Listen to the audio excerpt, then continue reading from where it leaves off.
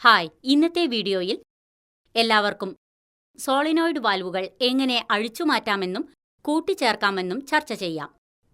ലക്ഷ്യങ്ങൾ: ഇതിന്റെ അവസാനം നിങ്ങൾക്കിത് ചെയ്യാൻ കഴിയും. 1. കോയിൽ നീക്കം ചെയ്യാൻ വേണ്ടി നട്ട് നീക്കം ചെയ്യുക. 2. കോർ/മെറ്റൽ പ്ലേറ്റ് നീക്കം ചെയ്യുക. 3. വാൽവ് നീക്കം ചെയ്യുക. 4. പോറലുകൾ ഉണ്ടോ എന്ന് പരിശോധിക്കുക. 5. വൃത്തിയാക്കി വീണ്ടും കൂട്ടിച്ചേർക്കുക. സോളിനോയിഡ് മൂല്യങ്ങളെക്കുറിച്ച് നമുക്ക് ചർച്ച ചെയ്യാം. വൈദ്യുതമായി ഊർജ്ജസ്വലമാകുമ്പോഴോ ഊർജ്ജസ്വലത കുറയുകയോ അടച്ചുപൂട്ടുകയോ ദ്രാവക പ്രവാഹം അനുവദിക്കുകയോ ചെയ്യുന്ന നിയന്ത്രണ യൂണിറ്റുകളാണ് സോളിനോയിഡ് വാൽവുകൾ. ആക്ച്വേറ്റർ ഒരു ഇലക്ട്രോമാഗ്നറ്റിന്റെ രൂപമെടുക്കുന്നു. ഊർജ്ജസ്വലമാകുമ്പോൾ ഒരു കാന്തികക്ഷേത്രം രൂപപ്പെടുന്നു. ഇത് ഒരു നീരുറവയുടെ പ്രവർത്തനത്തിനെതിരെ ഒരു പ്ലഞ്ചർ അല്ലെങ്കിൽ പീഗേറ്റഡ് ആർമേച്ചർ വലിക്കുന്നു. നേരിട്ടുള്ള സോളിനോയിഡ് വാൽവുകൾ: ഒരു സോളിനോയിഡും ഒരു വാൽവ് ബോഡിയും അഥവാ ജി ഒരു സോളിനോയിഡ് വാൽവിന്റെ രണ്ട് പ്രാഥമിക ഭാഗങ്ങൾ ഉൾക്കൊള്ളുന്നു. പ്ലഞ്ചർ അഥവാ എ എന്നറിയപ്പെടുന്ന ഒരു ഇരുമ്പ് കോർ ഒരു സോളിനോയിഡിന്റെ മധ്യഭാഗത്ത് വൈദ്യുത കാന്തികമായി ഇൻഡക്റ്റീവ് കോയിലിനെ അഥവാ എ ചുറ്റുന്നു. വിശ്രമിക്കുമ്പോൾ ഇത് സാധാരണയായി തുറന്നിരിക്കാം അഥവാ NO, അല്ലെങ്കിൽ സാധാരണയായി അടച്ചിരിക്കാം അഥവാ NC. സാധാരണയായി അടഞ്ഞ വാൽവ് അടയ്ക്കുകയും സാധാരണയായി തുറന്ന വാൽവ് ഡി എനർജീഡ് അവസ്ഥയിൽ തുറക്കുകയും ചെയ്യുന്നു. സോളിനോയിഡിന്റെ കോയിൽ ഊർജ്ജസ്വലമാവുകയും അതിലൂടെ വൈദ്യുത പ്രവാഹം നടക്കുമ്പോൾ ഒരു മാഗ്നറ്റിക് സൃഷ്ടിക്കുകയും ചെയ്യുന്നു. ഇത് പ്ലഞ്ചറിനെ ചലിപ്പിക്കുകയും അവയ്ക്കിടയിൽ ഒരു മാഗ്നറ്റിക് ആകർഷണം സൃഷ്ടിച്ച് സ്പ്രിംഗ് അഥവാ ഡി ശക്തിയെ മാറ്റിസ്ഥാപിക്കുകയും ചെയ്യുന്നു. വാൽവ് സാധാരണയായി അടച്ചിട്ടുണ്ടെങ്കിൽ പ്ലഞ്ചർ ഉയർത്തുന്നത് സീൽ അഥവാ F ഓറിഫീസ് തുറക്കുകയും മീഡിയ ഒഴുകാൻ അനുവദിക്കുകയും ചെയ്യുന്നു. സോളിനോയിഡ് വാൽവിന്റെ മാഗ്നറ്റിക് ശക്തിയും ഓറിഫൈസ് വ്യാസവും പരമാവധി പ്രവർത്തനമർദ്ദത്തിലും ഒഴുക്ക് നിരക്കിലും നേരിട്ട് സ്വാധീനം ചെലുത്തുന്നു. തൽഫലമായി താരതമ്യേന കുറഞ്ഞ ഒഴുക്ക് നിരക്കിനായി നേരിട്ട് പ്രവർത്തിക്കുന്ന സോളിനോയിഡ് വാൽവ് സാധാരണയായി ഉപയോഗിക്കുന്നു. നേരിട്ടുള്ള ഓപ്പറേറ്റഡ് സോളിനോയിഡ് വാൽവുകൾ 0 ബാറിൽ നിന്ന് പരമാവധി അനുവദനീയമായ മർദ്ദത്തിലേക്ക് ഉപയോഗിക്കാം. കാരണം അവയ്ക്ക് മിനിമം ഓപ്പറേറ്റിംഗ് മർദ്ദമോ മർദ്ദവ്യത്യാസ ആവശ്യകതകളോ ഇല്ല. പരോക്ഷമായ സോളിനോയിഡ് വാൽവുകൾ: വാൽവിന്റെ ഇൻപുട്ട് ഔട്ട്ലെറ്റ് പോർട്ടുകൾക്ക് മുകളിലുള്ള മാധ്യമത്തിന്റെ മർദ്ദവ്യത്യാസം പരോക്ഷമായി പ്രവർത്തിക്കുന്ന സോളിനോയിഡ് വാൽവുകൾ ഉപയോഗിക്കുന്നു. ഇത് സെർവോ ഓപ്പറേറ്റഡ് അല്ലെങ്കിൽ പൈലറ്റ് ഓപ്പറേറ്റഡ് വാൽവുകൾ എന്നും അറിയപ്പെടുന്നു. തൽഫലമായി അവയ്ക്ക് സാധാരണയായി 0.5 ബാർ മിനിമം മർദ്ദവ്യത്യാസം ആവശ്യമാണ്. ഒരു റബ്ബർ മെംബ്രെയിന്റെ മറ്റൊരു പേരായ ഒരു ഡയഫ്രം ഇൻലെറ്റിനെയും ഔട്ട്പുട്ട് പോർട്ടുകളെയും വേർതിരിക്കുന്നു. മെംബ്രെയിനിലെ ഒരു ചെറിയ ദ്വാരം മാധ്യമത്തെ പ്രവേശന കവാടത്തിൽ നിന്ന് മുകളിലെ കമ്പാർട്ട്മെന്റിലേക്ക് കടന്നുപോകാൻ അനുവദിക്കുന്നു. ഇൻലെറ്റ് മർദ്ദവും അഥവാ മെംബ്രെയിനു മുകളിൽ പിന്തുണയ്ക്കുന്ന വസന്തവും ഉള്ളിടത്തോളം സാധാരണയായി അടഞ്ഞ പരോക്ഷമായി പ്രവർത്തിക്കുന്ന സോളിനോയിഡ് വാൽവ് അടഞ്ഞിരിക്കും. ഒരു ഇടുങ്ങിയ പാത താഴ്ന്ന മർദ്ദ തുറമുഖത്തെ മെംബ്രെയിനു മുകളിലുള്ള ചേംബറുമായി ബന്ധിപ്പിക്കുന്നു. വാൽവ് അടയ്ക്കുമ്പോൾ പ്ലഞ്ചറും വാൽവ് സീലും ഈ കണക്ഷൻ നിയന്ത്രിക്കുന്നു. ഈ പൈലറ്റ് ഓറിഫീസിന് മെംബ്രെയിൻ ദ്വാരത്തിന്റെ വ്യാസത്തേക്കാൾ വലിയ വ്യാസമുണ്ട്. സോളിനോയിഡ് സജീവമാകുമ്പോൾ പൈലറ്റ് ഓറിഫൈസ് തുറക്കുന്നു. ഇത് മെംബ്രെയിനു മുകളിലുള്ള മർദ്ദം കുറയ്ക്കുന്നു. മെംബ്രെയിന്റെ ഓരോ വശത്തുള്ള മർദ്ദവ്യത്യാസത്തിന്റെ ഫലമായി മെംബ്രെയിൻ ഉയർത്തപ്പെടും. ഇത് ഇൻലെറ്റ് പോർട്ടിൽ നിന്ന് ഔട്ട്പുട്ട് പോർട്ടിലേക്കും മാധ്യമം ഒഴുകാൻ അനുവദിക്കുന്നു. സമാന ഭാഗങ്ങൾ സാധാരണയായി തുറന്ന വാൽവ് ഉണ്ടാക്കുന്നു. ഇത് വിപരീത രീതിയിൽ പ്രവർത്തിക്കുന്നു. സെമി ഡയറക്റ്റ് സോളിനോയിഡ് മൂല്യങ്ങൾ: പരോക്ഷവും നേരിട്ടുള്ളതുമായ വാൽവ് സവിശേഷതകൾ സെമി ഡയറക്റ്റ് ആക്ടിംഗ് സോളിനോയിഡ് വാൽവുകളിൽ സംയോജിപ്പിക്കുന്നു. ഇക്കാരണത്താൽ ഉയർന്ന ഒഴുക്ക് നിരക്കുള്ളപ്പോൾ അവയ്ക്ക് 0 ബാറിൽ പ്രവർത്തിക്കാൻ കഴിയും. ഇരുവശത്തും ഒരു ചെറിയ ദ്വാരവും മർദ്ദ അറകളുമുള്ള ചലിക്കുന്ന മെംബ്രെയിൻ അവയ്ക്കുണ്ട്. അവ കാഴ്ചയിൽ പരോക്ഷ വാൽവുകളോട് സാമ്യമുള്ളതാണ്. സോളിനോയിഡ് പ്ലഞ്ചർ മെംബ്രെയിനുമായി നേരിട്ട് ബന്ധിപ്പിച്ചിരിക്കുന്നു. അതാണ് വ്യത്യാസം. പ്ലഞ്ചർ ഉയർത്തുമ്പോൾ മെംബ്രെയിൻ നേരിട്ട് ഉയർത്തുകയും വാൽവ് തുറക്കുകയും ചെയ്യുന്നു.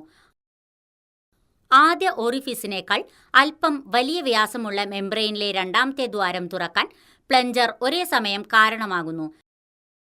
തൽഫലമായി സ്തരത്തിനു മുകളിലുള്ള ചേംബറിൽ മർദ്ദം കുറയുന്നു.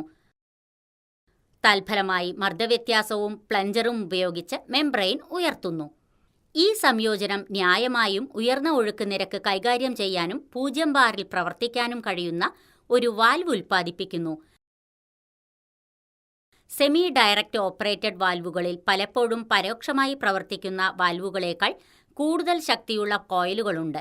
അസിസ്റ്റഡ് ലിഫ്റ്റ് സോളിനോയിഡ് വാൽവുകൾ സെമി ഡയറക്റ്റ് ഓപ്പറേറ്റഡ് വാൽവുകളുടെ മറ്റൊരു പേരാണ്. സോളിനോയിഡ് വാൽവിന്റെ തെരഞ്ഞെടുപ്പ്.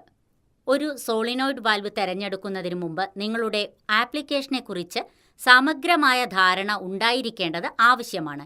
ടൈപ്പ്. നിങ്ങളുടെ പ്രയോഗത്തിന് 2 വേ അല്ലെങ്കിൽ 3 വേ സോളിനോയിഡ് വാൽവ് ആവശ്യമാണോ എന്ന് ഉറപ്പാക്കുക. 1.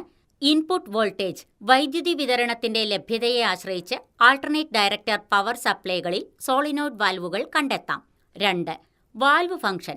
പ്രവർത്തന സമയ കാലയളവിനെ ആശ്രയിച്ച് സാധാരണയായി തുറന്നതോ സാധാരണയായി അടച്ചതോ ആയ വാൽവ് തിരഞ്ഞെടുക്കാനുള്ള ഓപ്ഷൻ നിങ്ങൾക്കുണ്ട്.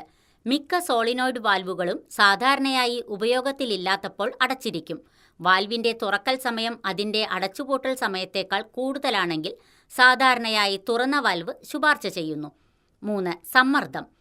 നിങ്ങളുടെ പ്രയോഗത്തിനായി സാധ്യമായ ഏറ്റവും ഉയർന്ന മർദ്ദത്തെ പ്രതിരോധിക്കാൻ വാൽവിന് കഴിയണം. കുറഞ്ഞ മർദ്ദവും ശ്രദ്ധിക്കണം, കാരണം ഉയർന്ന മർദ്ദവ്യത്യാസം വാൽവ് പരാജയത്തിലേക്ക് നയിച്ചേക്കാം. 4. Operation type. നിങ്ങളുടെ ആപ്ലിക്കേഷന് ആവശ്യമായ പ്രവർത്തന തരം നിർണ്ണയിക്കുക. ഇതിന് നേരിട്ടുള്ളതോ പരോക്ഷമായതോ അർദ്ധ നേരിട്ടുള്ളതോ ആയ സോളിനോയിഡ് വാൽവ് ആവശ്യമാണ്. 5. Seal material. സീൽ മെറ്റീരിയൽ തിരഞ്ഞെടുക്കുമ്പോൾ മാധ്യമങ്ങളുടെ രസതന്ത്രവും താപനിലയും കണക്കിലെടുക്കണം.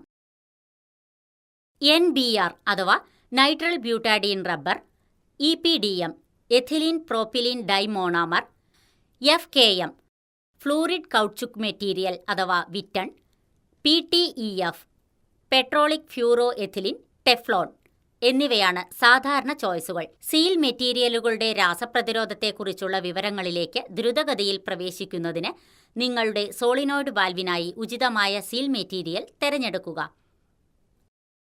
6. Housing material. മാധ്യമങ്ങളുടെ രാസഘടന, താപനില, പരിസ്ഥിതി എന്നിവയെ അടിസ്ഥാനമാക്കി വാൽവ് ഭവനത്തിനുള്ള മെറ്റീരിയൽ തിരഞ്ഞെടുക്കുക. സാധാരണയായി നിഷ്പക്ഷ മാധ്യമങ്ങൾക്കായി പിച്ചള ഉപയോഗിക്കുന്നു. സ്റ്റെയിൻലെസ് സ്റ്റീലിന്റെ രാസതാപനില, മർദ്ദപ്രതിരോധം എന്നിവ നല്ലതാണ്.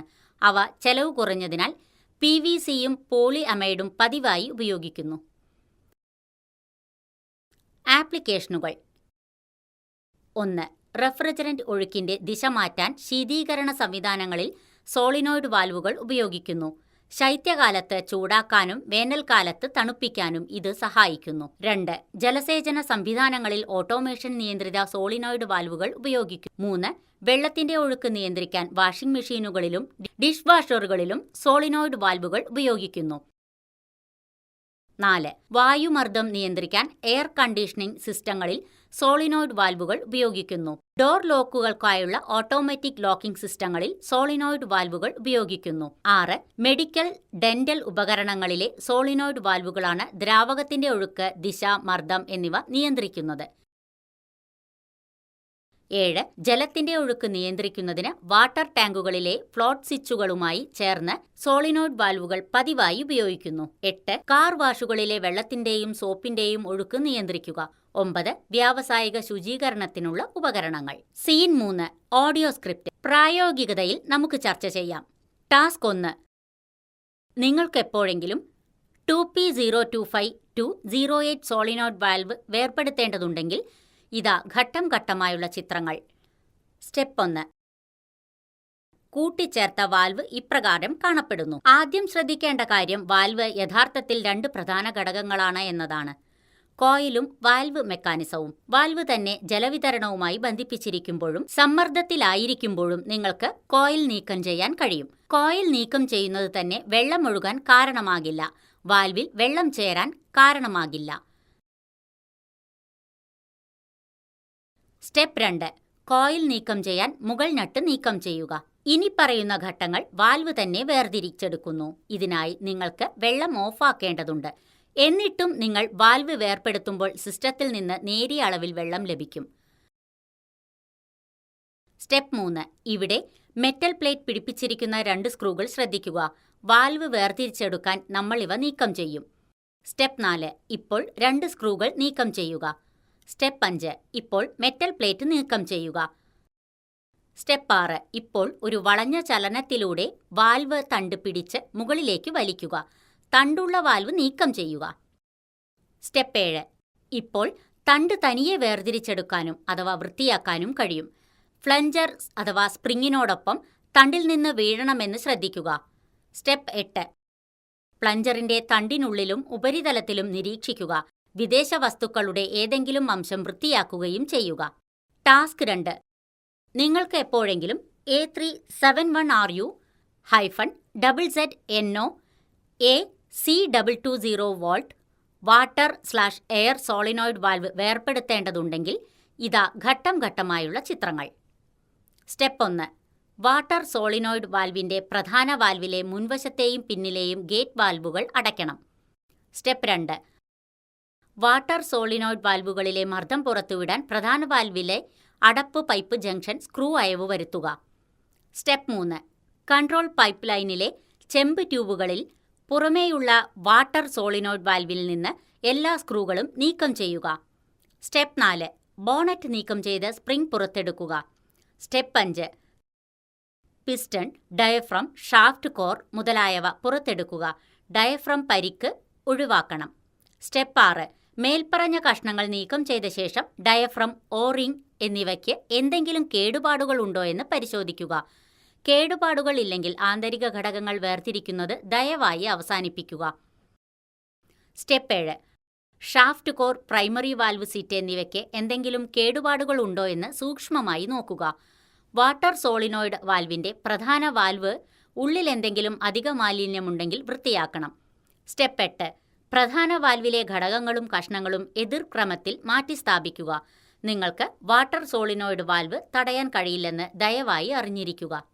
ഈ വീഡിയോയിൽ സോളിനോയിഡ് വാൽവുകൾ, അവയുടെ തരങ്ങൾ, പ്രയോഗങ്ങൾ, വിവിധതരം സോളിനോയിഡ് വാൽവുകളുടെ സംയോജനവും വിഭജനവും നമ്മൾ ചർച്ച ചെയ്തു. നന്ദി. ശുഭദിനം നേരുന്നു.